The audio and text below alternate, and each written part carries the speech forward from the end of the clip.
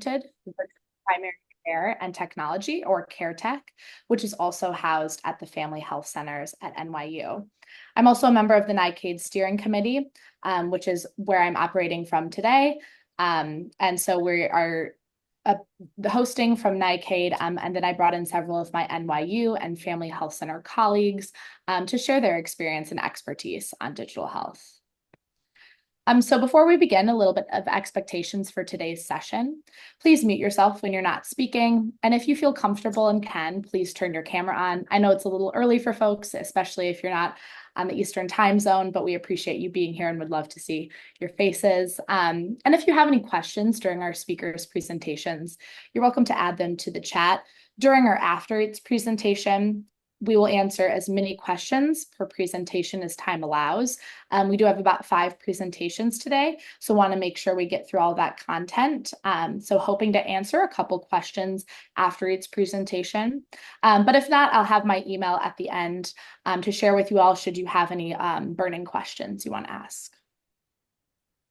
Now to begin with the content, first is defining digital health. So digital health in its simplest terms is the integration of digital health technologies with healthcare. So digital health encompasses the use of technology to improve the delivery, access, and management of healthcare. The broad scope of digital health includes categories such as artificial intelligence, health information technology, mobile health, personalized medicine, telehealth and telemedicine, and wearable devices, just to name a few. The benefits of digital health offers real opportunities to improve health outcomes by making health systems more efficient and sustainable. Digital health technologies have been shown to improve access to care, increase quality of care, promote care coordination, reduce healthcare costs, and enhance patient experience or engagement. But while there are these benefits to digital health technologies have the potential to exacerbate existing healthcare disparities. Thus, digital health equity ensures that all individuals, regardless of their socioeconomic status, race, ethnicity, gender, age, geographic location, or other social determinants, have access to the benefits of digital health technologies. Now, lastly, I just wanted to share a few digital determinants of health. These include digital health literacy, device and broadband access, digital environment, quality of digital health technologies, and then the integration of digital health technologies with traditional healthcare. And then finally, privacy and security. So your work may overlap with digital health in these following areas. Now, to welcome our first speaker, we're going to be talking about digital health in action, a health systems approach to digital health. Dr. Paul Testa is with us today to share this presentation. He is the Chief Medical Officer at NYU Langone Health and also an assistant professor at the Ronald O. Perelman Department of Emergency Medicine at NYU Grossman School of Medicine. So with that, we will begin his presentation. Thank you so much, Lainey, and I'm going to rely on you for the deck. Thank Perfect. you. Yes. Thank you. So, great intro to the space we all get to work in, and I want to highlight one of the things that Lainey called out was about integration, and how do we integrate digital tools in the standard care. So I'm coming from I'm an ED doc who works, I'm an emergency room doc who works a lot in technology and how we integrate technology in the provision of care.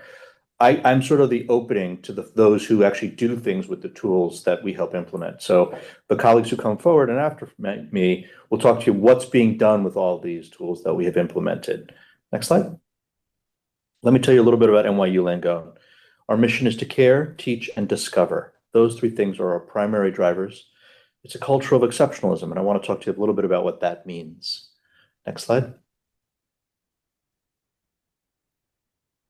So large academic health system, what does it mean? That means we have 2 schools and many training programs built into who we are. We have 6 hospitals, a very large ambulatory footprint, including the FHC family health centers at NYU Langone across Brooklyn, and our faculty group practice, about 300 other locations across the tri-state area. 2 medical schools and a large research footprint. Next.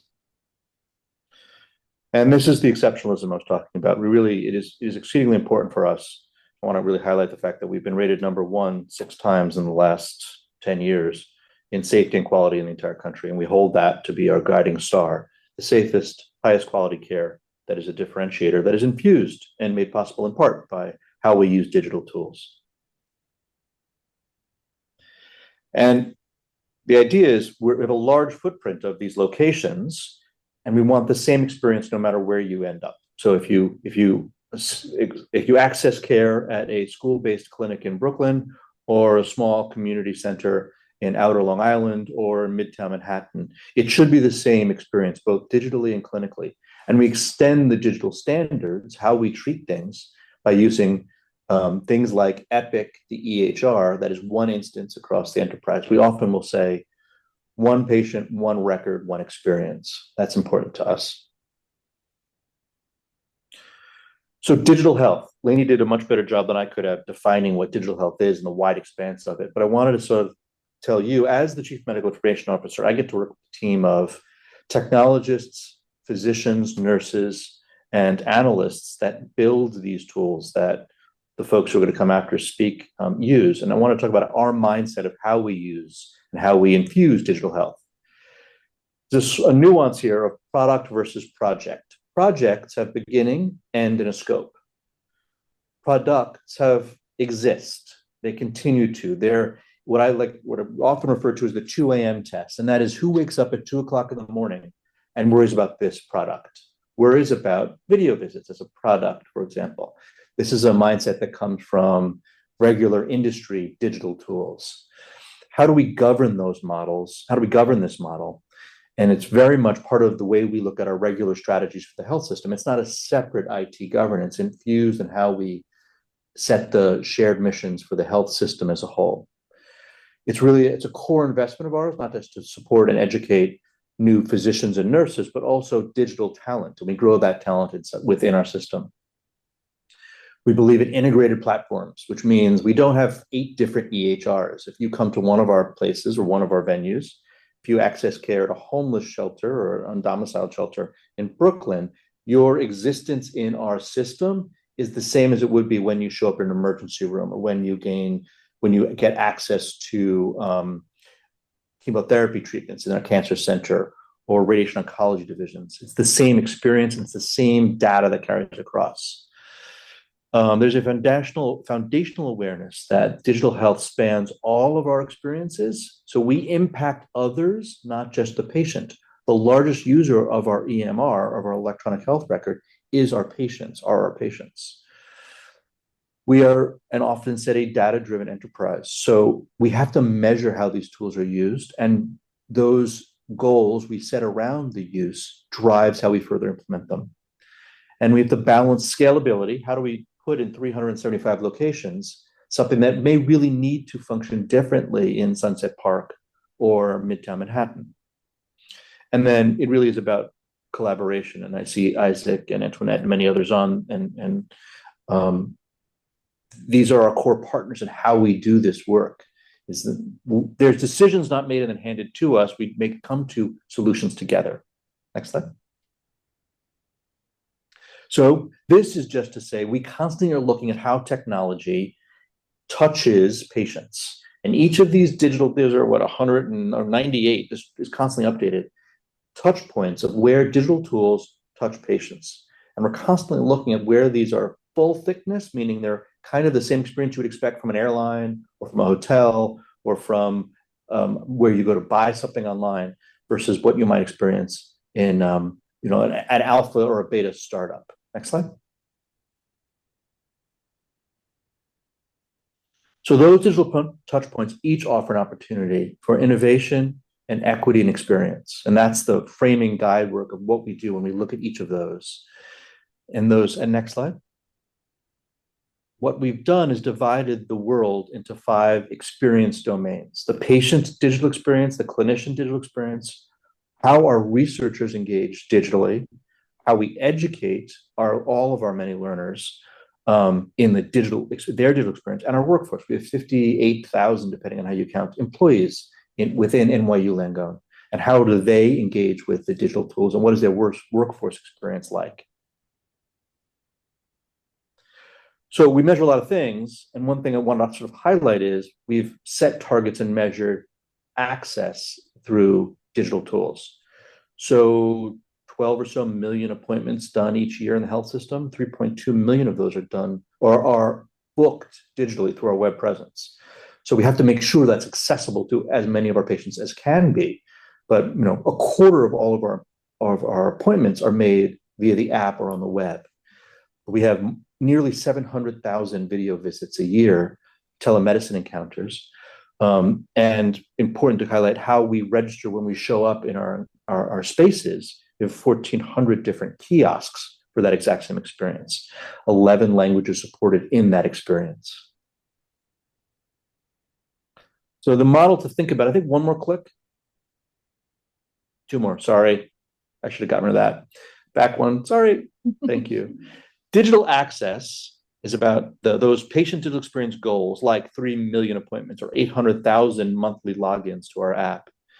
Digital health equity is to assess the disparities of how our patients can engage in those tools in an equitable fashion. And then acknowledging that health equity is a primary driver in how we provide care. How do we make sure those disparate access points are accounted for and minimized in the way we set our access goals? Next slide. So the digital health equity patient digital experience approach, that's a mouthful. So identify key demographic variables. It wasn't to make separate, but to add layers of demographic variables to the dashboards that we use to assess quality of care, access, and engagement with our tools. To apply those key metrics, the measures of success, to pull the data to understand what that implementation looks like, to establish those measures reinformed by the digital equity of how our patients are accessing those tools, and design and implement interventions, which are then we look to the individuals who will follow me. How do we test that we're actually being successful in that equitable access and care? So real quick, others will speak at these at great length, but I want to highlight some initiatives, how we leverage Epic and our ancillary or other systems that provide care. So the capture of social drivers of health, best reported by patients themselves at times. We've equipped our portal where patients can declare their own social drivers of health, and that is transparent to all those who care for them in every care venue. And that's examples of the bottom captures are examples of how patients can report it, and then and clinicians can screen for it, and then how the details surface up to the care team, such as transportation insecurities or food insecurities is the example in the top center. And you can hover over that as a clinician and get more detail, or as a care manager and social worker. Next slide, please. So the capture of race, ethnicity, and language, we're providing our patients the ability to do that, to capture that granularity. If we don't capture the data, we cannot slice and dice, and we cannot understand how we are equitably providing or inequitably providing care. It's an example of how patients would self-report themselves, and all this, again, is completely transparent across. This raises a lot of concerns, particularly moving forward in this day and age, when this data is shared between health systems and across national boundaries. And since we are all interoperable, what does it mean when we share this across different boundaries and with different states, for example? There's a lot of laws coming up, particularly around sharing in New York, California, and Maryland, just such specific details when it may be used to become punitive for patients seeking health outside of their home domains. Next slide, please. Similarly, another demographic is how do we allow patients to declare themselves and their sexual orientation and gender identity? This just went live across our health system, and this will be spoken of later. How patients are provided the opportunity, and it has been shown time and time again in the literature that many are more willing to declare themselves digitally before they're willing to mention that to a clinician or a care team member in an exam room. This can be done on our app, on our kiosk, to a care team member, or at the check-in time of a particular appointment. And this carries longitudinally across all encounters.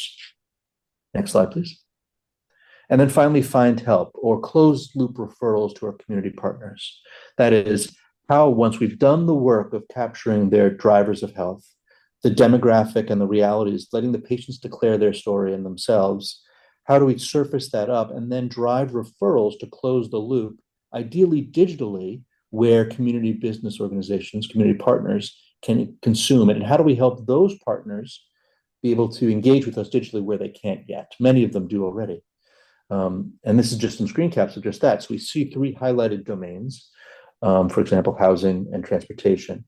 And then in that middle screen, there's actually a much more dynamic screen capture I probably should have used that shows all the programs that we could, and how do we sort that based on the patient's zip code, for example, work versus home, which we have, where they choose to gain care, who are preferred or close partners of ours that can exchange information digitally. And how do we close that loop of referral to understand the patients are getting the resources and then availing themselves of those resources.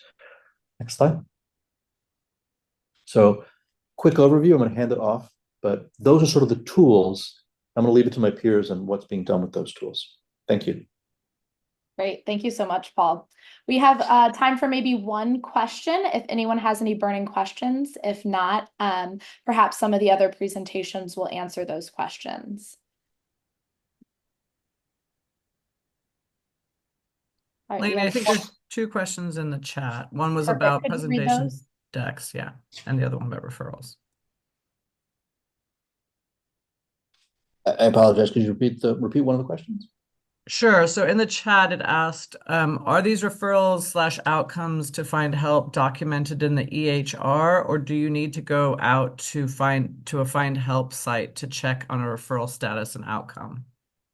A little bit of both. So that's the sauce. That's the secret sauce of the implementation. Current state, a user, a clinician, a care manager sees find help in context. It pops up in a window inside of Epic, inside the EHR, and it opens in context, and it is answered, and those things are triggered inside the EHR, and then there is documentation that can write back. There are different levels of integration, and we're partnering actually with the CEO 2 days ago of Find Help to understand how we more deeply engage the experience that's fully baked into Epic, rather than having to even go into a different portal, even though it's on the same plane of glass. Thanks, Tom. Right. Perfect. And I also saw in the chat that there were questions about these slide decks being shared with the group later. We will make sure to do that following this webinar. So thank you for asking. Now I'd like to invite Bonnie Kirker to share about the community's perspectives on digital determinants of health. Bonnie is the program director for Together Going Strong and also an assistant professor for the departments of population health and then adolescent and child psychiatry at NYU Grossman School of Medicine. So Bonnie.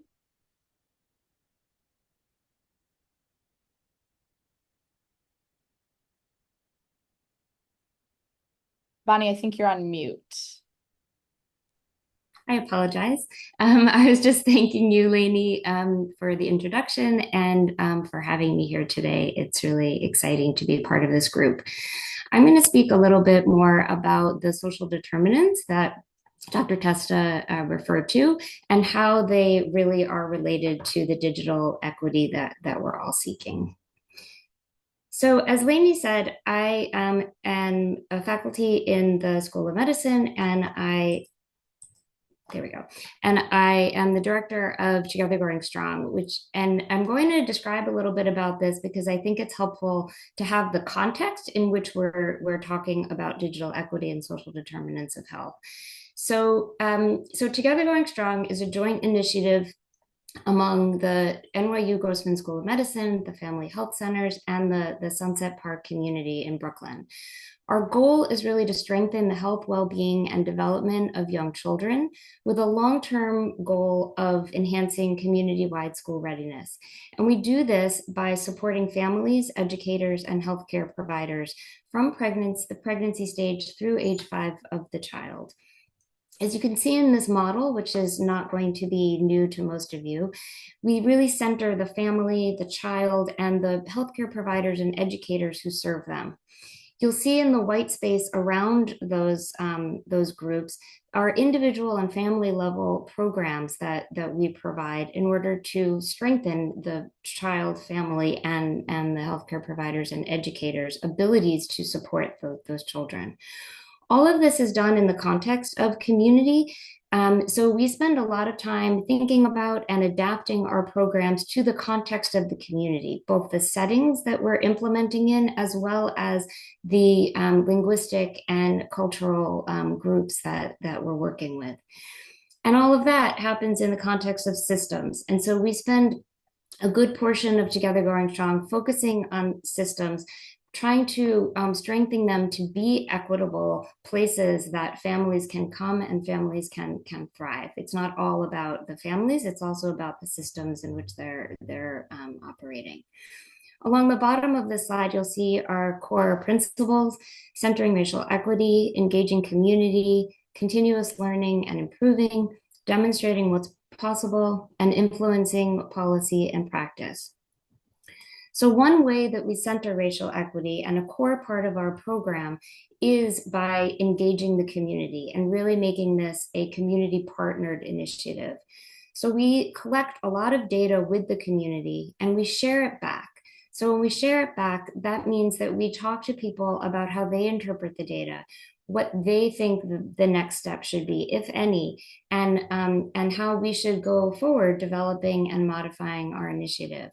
When I say community, I mean community members, but I also mean the educators, the healthcare providers, the social service providers who are working in the community and who have a knowledge and understanding of workflows and the systems in which they work.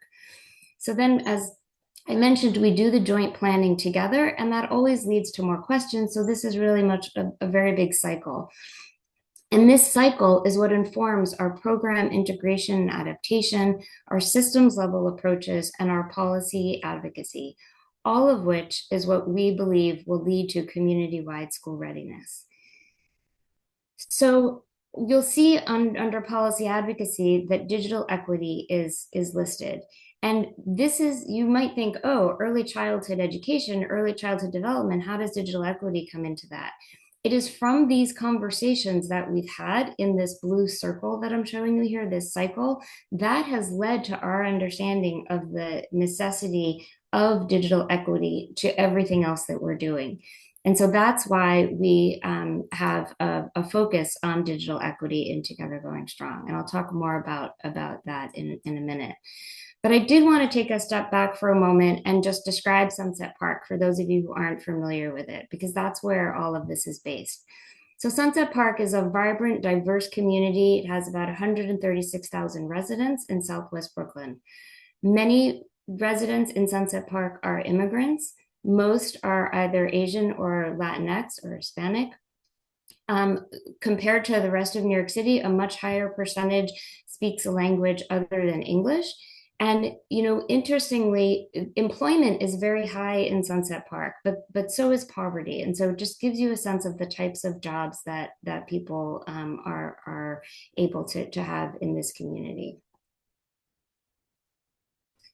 Okay, so getting back to digital equity. In 2020, during the pandemic, we were having those conversations with community, as I described, and it became really clear that digital equity was critical to everything that was happening in the community. And to us at that time, digital access to technology meant broadband, as well as devices and digital literacy. And it became clearer and clearer through our conversations that these were really essential to healthcare, social services, and education.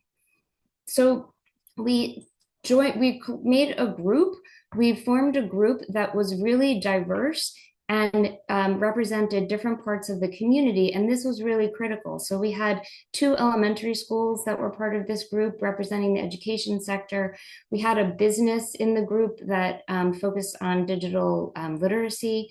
We had the community board represented, the family health centers, and the health system overall was represented, as well as Together Growing Strong and the School of Medicine.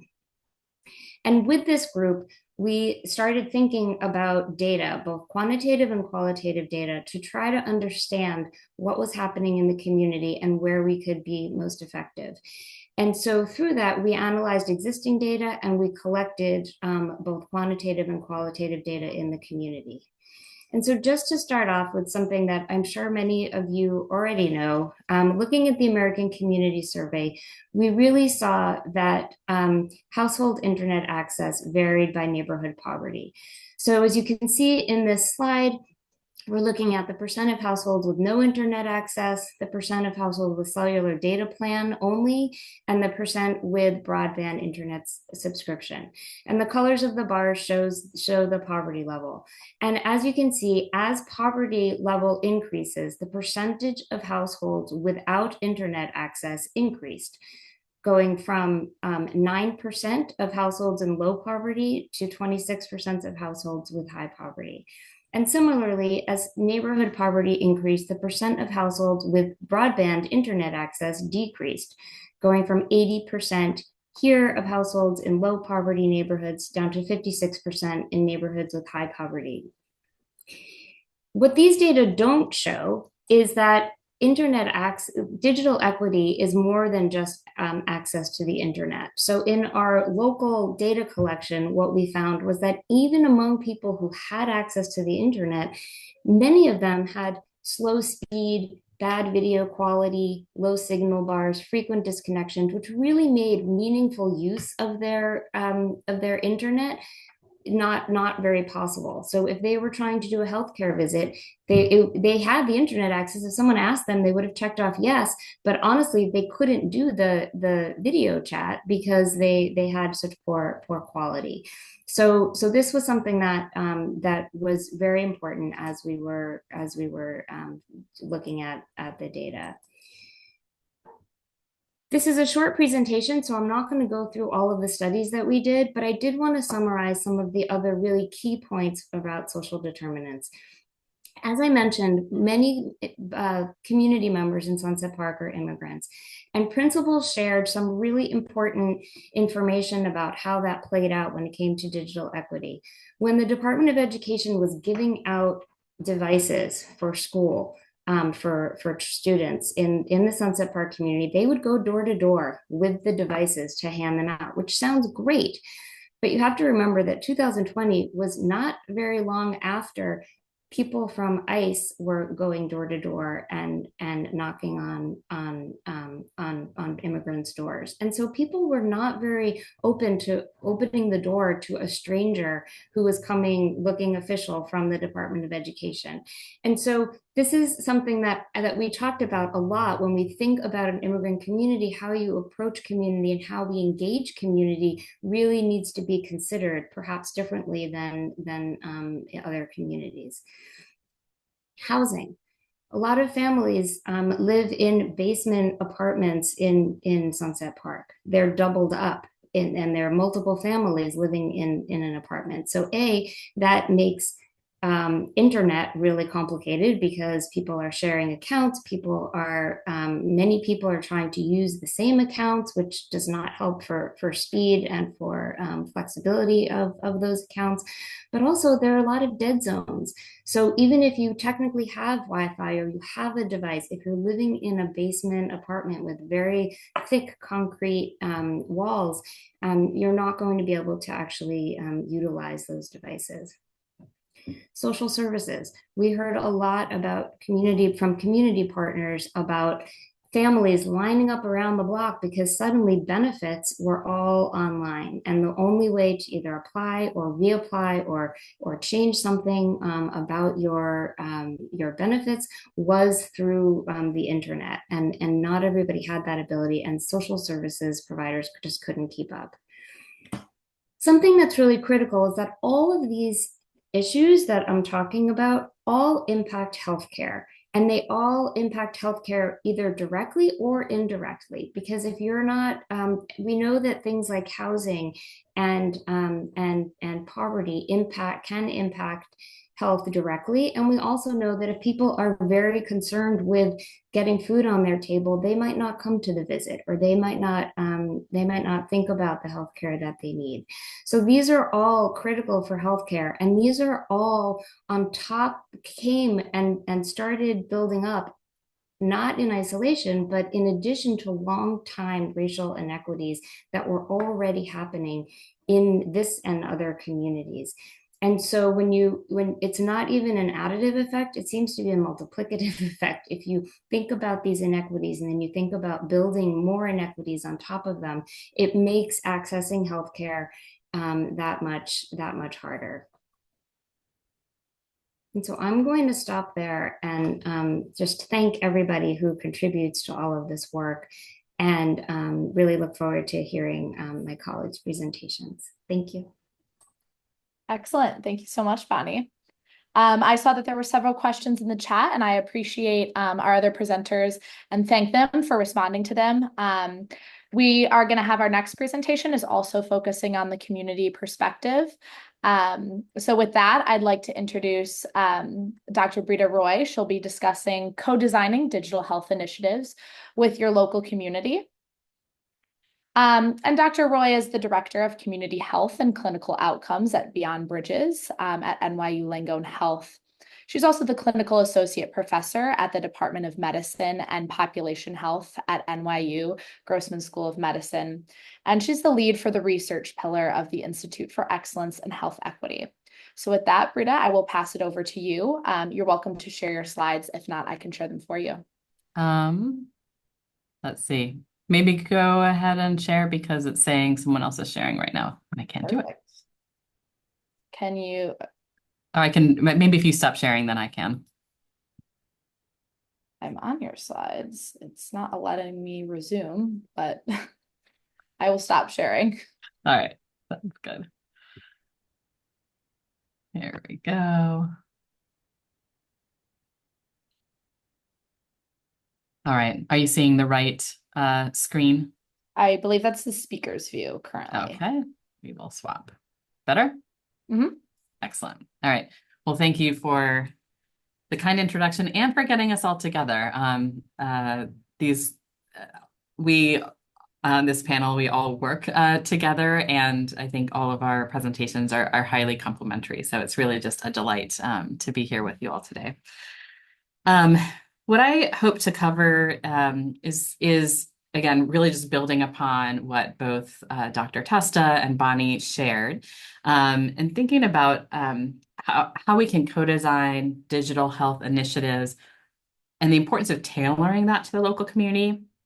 And when I think about digital health, sort of think about it in two ways. So one is utilizing digital tools to improve health outcomes or mitigate health disparities by changing health behaviors, perhaps.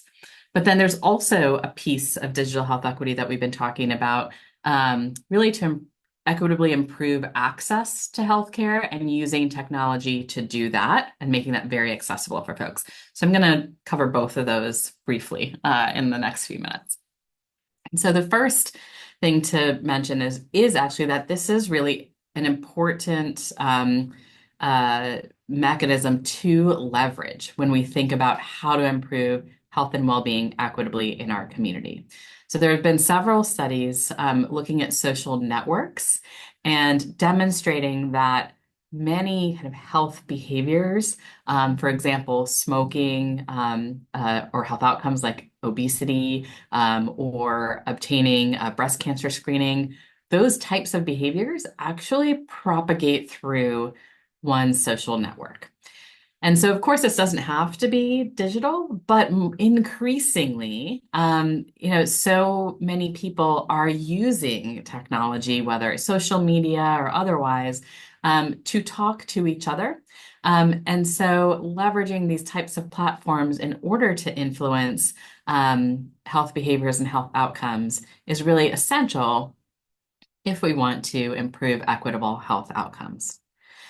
And so with that, we need to think about sort of what tools people are using and meeting people really where they are, or using platforms that people are already using is essential.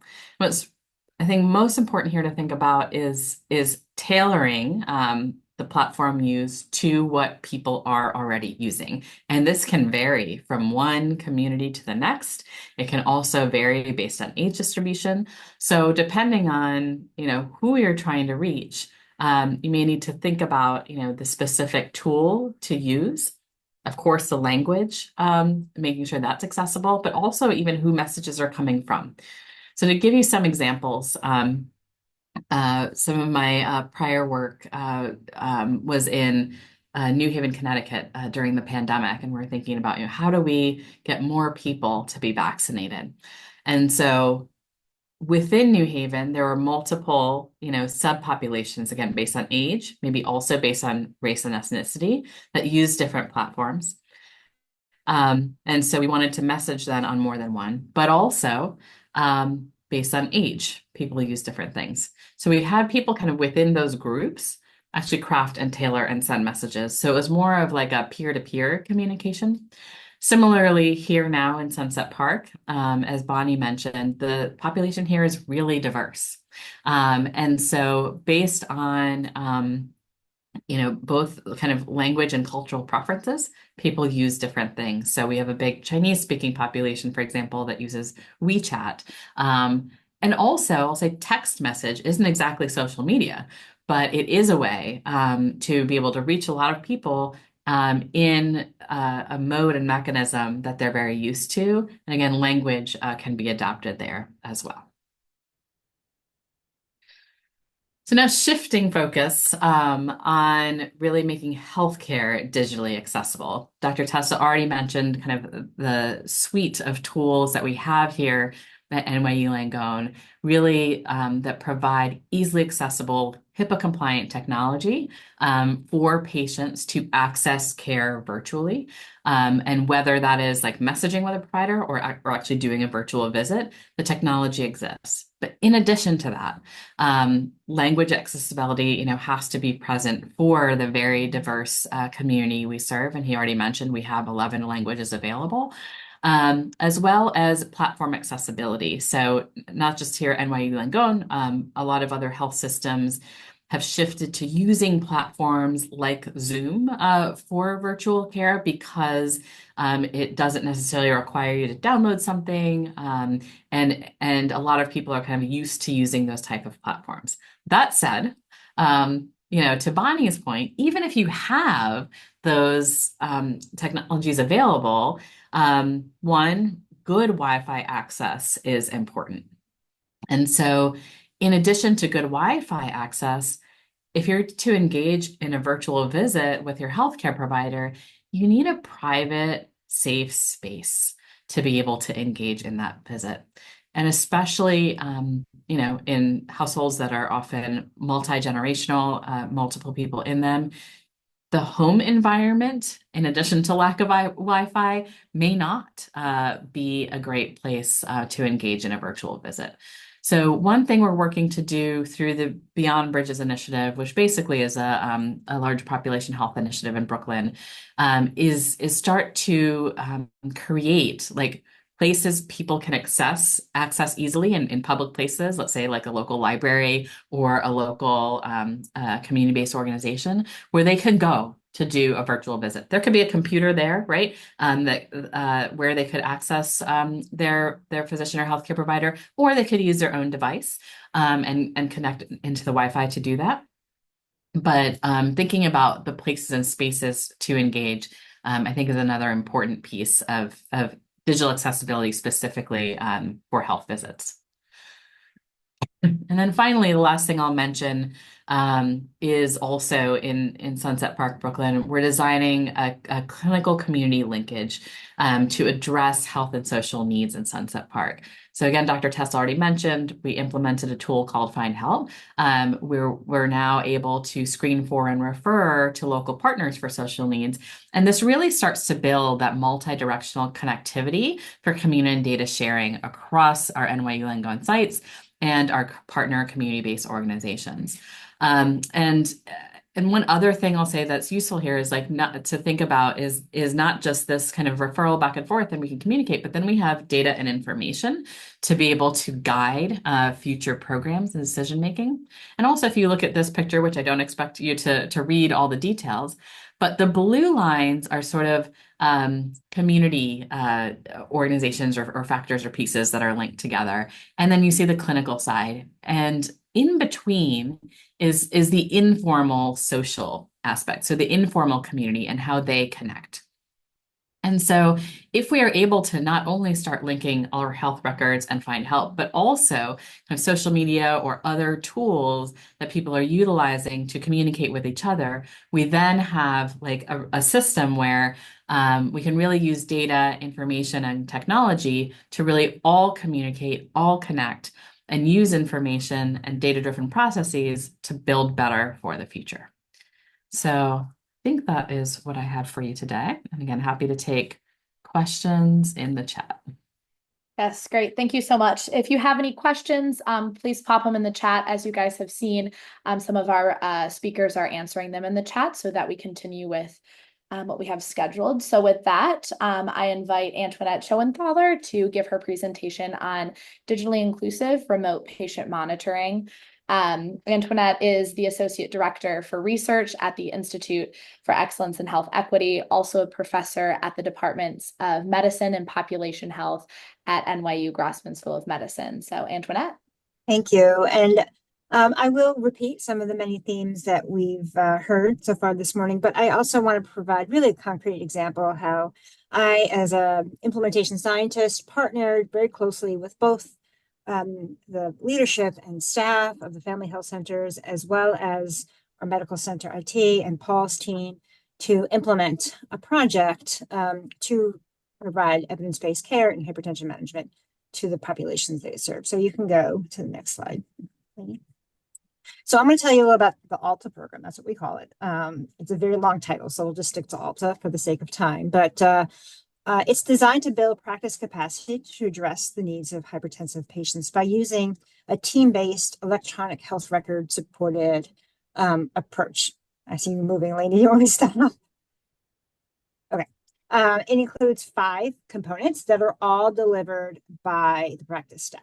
Identifying patients who have uncontrolled blood pressure, both historically and at the point of visit. Patients reported medication non-adherence that is delivered through a screener by the medical assistants. Referring patients for remote blood pressure monitoring using an order set that is built into the Epic EHR by the provider. Onboarding on remote blood pressure monitoring, and then coaching through a virtual high-risk clinic patients on lifestyle management, medication adherence, and other important factors for blood pressure control, including social risk factors like food insecurity and housing.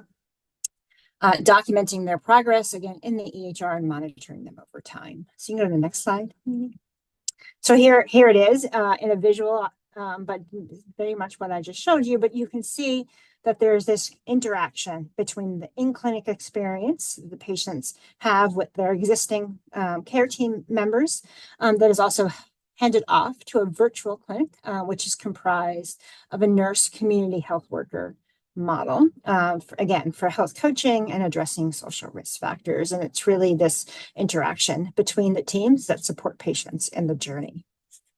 You can go to the next slide. So in doing ALTA, we anticipated that there would be challenges. We are working with, in a community who may not have digital access. I mean, Bonnie laid that out very well in terms of those digital determinants of health. And so we did what we call environmental scans and interviews, and we tried to really anticipate what some of those digital barriers would be going into the implementation of this program. And so we made lots of resources in multiple languages and for multiple end users, providers, patients, staff, and we distributed them widely. You can go to the next slide. And here is our EHR integration. So again, Dr. Dapkins out of the Family Health Centers really puts it nicely in saying that we really tucked Alta into the existing workflows at the Family Health Centers, and that helped make it successful. So we really leveraged the existing order sets that he had built into the EHR to understand and refer patients for Alta, and then understand the barriers that patients were facing and why they weren't enrolling in the program. So you can see a couple screenshots here. You can go to the next slide. So all well and good, but we've learned a lot in doing this work. And I think important lessons learned for me and others as we move forward in how we do these programs and translate evidence-based interventions into practice. You can go to the next slide. So we've said this a lot, digital determinants of health. Here it is schematically. We took the NIMHD, the National Institute of Minority Health and Health Disparities framework, and we layered in the digital environment. We, as in Sophia Richardson, as being the primary author. So you can see the digital determinants of health span multiple levels, from the individual to the societal. And this is exactly what we experienced in implementing this remote blood pressure monitoring program in the Family Health Centers. And I'll talk through that. And you can go to the next slide. Okay, so there's a lot here, but I'm going to just kind of walk through the highlights. And so some of these challenges that we experience at these multiple levels were anticipated, as I mentioned, but some we really learned on the ground, and we were just being adaptive. And that was really the benefit of having this partnership with the Family Health Centers and the IT, that we were all kind of working in this together so that we could be agile in how we were implementing the program. So as Bonnie and others have mentioned, there were digital access and digital literacy issues at the patient level.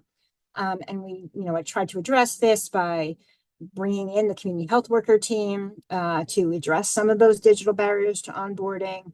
We created lots of tip sheets at a sixth grade reading level in multiple languages. We offered free blood pressure monitors so that that wouldn't be prohibitive.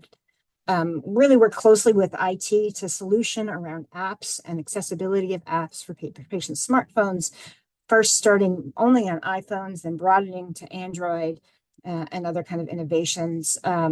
For the care team, this was also a new world for them. Many didn't know how to use kind of the apps and smartphones beyond their own. So if I'm an Android user, I'm in the minority. And then when I had to help patients onboard on the iPhone, it was like the Wild West for me. And so really helping them build their digital confidence and skills to onboard patients onto this program. MyChart was another kind of rate limiting factor for the program. Patients had to be able to use MyChart because that's how their readings were synced. And so training staff on how to help patients navigate MyChart, reset their password if they need it, things like that. And of course, that all lends into time. You can go to the next slide. And then, we encountered Wi-Fi issues at the practices and the limited number of computers, or, there are other priorities in the clinic than onboarding for RPM. People had to get their vitals done, they had to get them entered, and we didn't want to interrupt the efficiencies of the workflows. And so we worked very closely with the practice leadership on how we can reconfigure space and rethink space to fit the needs of the project. And then none of this matters unless we really make differences at the policy level. And federally qualified health centers in particular face challenges in terms of reimbursement for remote blood pressure monitoring. There are many CPT codes now for RPM that they can't benefit from. And then unfortunately, things like the Affordable Connectivity Program have expired. And those were programs that offered patients, reduced cost for Wi-Fi or broadband access and phones. And we can't even use those incentives anymore. So there's more to do at the policy level. You can go to the next slide. And so I just want to highlight, because again, we face these many challenges, but we all work together head on to address them. So what this chart is showing in 2022, and this is the data we tracked through the EHR, you can see the blue line. We hit a ton of digital barriers to enrollment in the program. But through this solutioning and through this partnership, as you go from the gold to the purple, they greatly reduced. Not perfect and by any means, and we're still learning, like I said, but really seeing some great solutioning around it. And then Next slide. And then really preliminary data, we're still kind of diving into all the data that we've collected, but I think, a success story is it works. Once we do help patients get on board and we work together to get patients using the program, we saw these wonderful kind of reductions or improvements, I should say, in blood pressure control across the sites that participated in the program. And so just kind of a quick summary. So, the major successes of our program was really this partnership. Without that partnership, I don't think we could have done this program in the way that we did. And the benefit of that is now it's sustained and spread to other practices beyond what we originally hoped for in the grant that's supported it. The community health workers, I didn't talk about this a lot, but I want to say that they were really instrumental to helping patients address those digital barriers, and including trust, access, literacy, that prevented them from wanting to even use the remote blood pressure monitor. So they really serve as an important bridge. Challenges that, we haven't solved all the issues, and we continue to learn and try to anticipate and address them head on, but that they still exist. There's a lot of hands-on support for this model, and I recognize that, and thinking about innovative ways to provide that support without being disruptive to the clinics and clinic workflows. And as I mentioned, we need those policy level changes to both for reimbursement for the federally qualified centers, as well as supporting patients in their digital determinants. And I think that's it. Thank you. And of course, acknowledging all the wonderful people who have helped make this successful. Excellent. Thank you, Antoinette. We are running close to time, so we will move on to our next and final presentation. So I'd like to welcome Ariel. One second, everyone. Here we go. Ariel is the medical director at the Sunset Park Family Health Center, also an assistant professor in the departments of medicine and population health at NYU Grossman School of Medicine. And she will be talking about more innovations in digital health, including how digital health can be used for wellness and disease prevention. So I'll hand it over to you, Ariel. Great, thank you so much. As Lainey said, I'm going to be talking today about wellness and disease prevention through digital health and different interventions that we've taken at the family health centers to improve health equity, and really building upon everything we've heard today about our relationship at the family health centers with NYU, our close relationship with the IT department, as well as the Department of Population Health at NYU, to think about these interventions from a clinical side. Next slide, please. So first, what is a federally qualified health center? So federally qualified health centers, to define for everyone, are community-based. And ours take place in Sunset Park, as well as Flatbush, Red Hook, and other parts of Brooklyn. And the majority of the governing board of a federally qualified health center includes patients who are seen in the health center. We provide healthcare services for all, regardless of one's ability to pay. And we really focus on meeting the needs of the people and the areas that we serve. Next slide, please. So the Family Health Centers at NYU Langone, as you've heard the name today, we are a federally qualified health center network. We were founded in 1957, and we provide a large range of health services. We have many clinic-based programs, including medical, dental, school health, behavioral health, rehab, and community medicine programs. We also have community-based programs so that we're able to provide social, educational, and emotional support for our families, children, and older adults. And these programs can include enrollment in WIC and SNAP benefits, job trainings, youth development opportunities, early childhood programs, and programs for older adults. And so when we think about wellness and chronic disease prevention and management, which is at the core of what we do as primary care doctors, this includes annual physical exams. So you may go to your doctor for a routine health screening, obtain vaccinations. They'll check your cholesterol, your blood pressure, and blood sugar, and cancer screenings if you're due for any based on your age, gender, and any circumstances. Women's health, going for well women's exams, mammograms, pap smears, pregnancy care. In children's health, we think of well child and adolescent checkups, developmental screenings, lead screenings, and then for chronic disease management of asthma and diabetes. Mental health can include medication management, as well as individual, group, and family therapy. Dental health includes annual exams. In terms of prevention, we think of sealants for children and fluoride treatments. And then there's also treatment for cavities, extractions, and crowns. And then finally, you might go to your doctor and they'll hopefully discuss lifestyle habits. They'll review the guidelines for healthy eating and physical activity, talking about tobacco and smoking, alcohol use, as well as injury and accident prevention, and then substance use as well. So how do we think about digital health implementation for wellness and chronic disease prevention? And so as we've heard today, there's different components to how we can improve health equity by expanding digital health access. And starting on the bottom in green, we see building community partners and infrastructure, which both Bonnie and Brita Roy talked about today, and then improving digital literacy as well. Then we think also about the disparities that exist in technology and broadband access and how we can partner with community to increase those. On the clinical side, we've thought a lot about how do we standardize our workflows for providing high quality virtual care. After the pandemic, we were thrown into this virtual healthcare world, and we really want to make sure that everyone is on the same page about how we deliver the care. Then how do we facilitate quality healthcare through the electronic health record?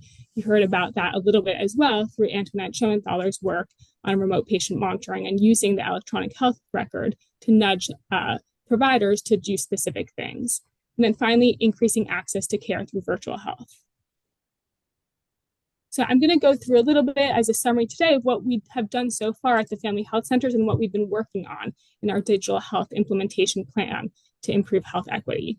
So building community partners and infrastructure, we partnered with multiple community-based organizations to be able to disseminate all technology-related events that are happening in the community and train a digital health workforce. To improve digital literacy, we've been working to start screening for those digital determinants of health that Antoinette mentioned, and then being able to refer patients through Find Help or other ways to address financial strain, as well as to refer for programs that help with low-cost internet options. We've also worked, as Antoinette mentioned, with community health workers to help patients with technology use when they're not able to connect properly or may not know how to connect. We know that MyChart access is very important, and we want to work on engagement, such as viewing blood work results, notifications for overdue screenings, scheduling options, as Dr. Testa mentioned. So many scheduling now happens online, and we want our community members and our patients to be able to have the same access to scheduling and to viewing their results and being in touch with their doctors in between their visits. Increasing technology and broadband access, so affordable internet access enrollment. As Antoinette mentioned, the affordable connectivity plan is no longer there. So linking patients to other options, or partnering also with the Brooklyn Public Library to allow for spaces where there may be Wi-Fi right outside the libraries for patients to use. Providing grant-supported remote patient monitoring devices. So we've done this with Bluetooth-enabled blood pressure devices so that the patient really at home is able to check their blood pressure and not even come into the clinic so that their doctor can manage their blood pressures or other types of chronic diseases virtually rather than having to come in. In terms of standardizing workflows for providing high-quality virtual care, we really worked to redefine as a health system at the Family Health Centers our care team roles. So what's the provider's role, what's the nurse's role, what's the front desk role, and review troubleshooting so that everyone had a better understanding of how we use digital health. Everyone is a digital navigator and everyone can step in to help our patients. We've also developed approaches for vulnerable populations, so older adults who may not have as much access to technology, linking them to our older adult health centers. For unhoused individuals, meeting them in shelters with either an iPad or now a technology-enhanced remote patient monitoring device to allow for them to have a virtual visit with a provider if there's no provider at the shelter on staff. And then thinking about language barriers and partnering with our IT colleagues who have developed an integrated platform in the virtual visit for an interpreter to be also part of that visit with the patient.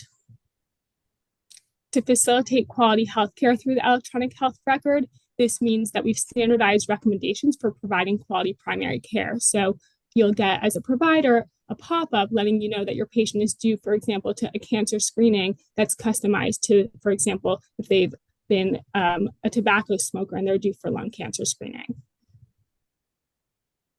We've also worked on chronic disease management clinical decision support tools. So that's nudging the provider to act on the high blood pressure or the blood sugar. And perhaps, as we mentioned in the ALTA study, they have high blood pressure, and giving them that remote patient monitoring device to then link them to the virtual health clinic.